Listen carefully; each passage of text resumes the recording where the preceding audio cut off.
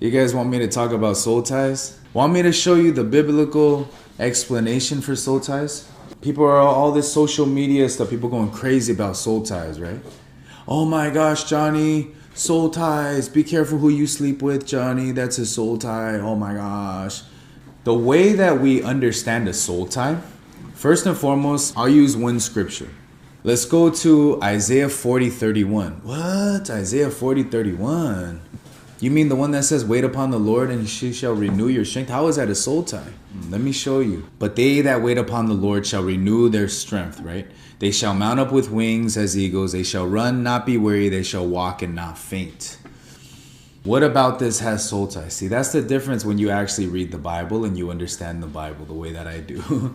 Everything ties in, right? When you look at this word, wait upon the Lord, it's not telling you to just sit around and do nothing. The Hebrew word for wait is kavah, Qavah. Do you know what that actually means? It means to bind together.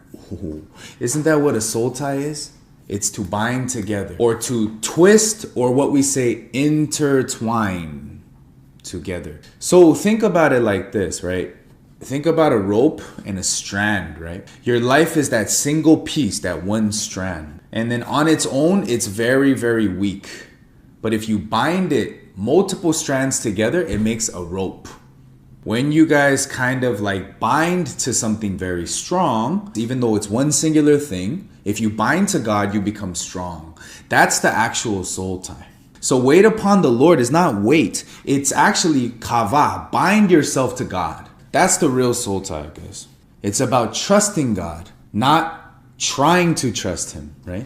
So the famous thing is, it's about trusting, not trying. People think soul ties are often like emotional connections with people. Oh, I slept with someone, so I have a soul tie with them. No, that's not what he's talking about here. The soul tie that God is talking about is the most important soul tie. It's the one between us and God. When you tie yourself to God by believing in him, trusting in him, it's like you're binding yourself to him. Binding yourself is actually trusting in God, trusting in his word. That's the real soul tie. Powerful. The real soul tie is between God and us. Stop focusing on, oh, did I sleep with this person? I'm soul tied to them. No, you're not. There's only two soul ties. You're either tied to Satan or you're tied to God. You choose. There's only these two soul ties. Because your soul cannot be tied to another soul. It can only be tied to either God or Satan. Understand? And that's how we're able to get out of our mindset. Satan tricks you, pours into you the BS. Understand? But you have to be smart about what's going on here.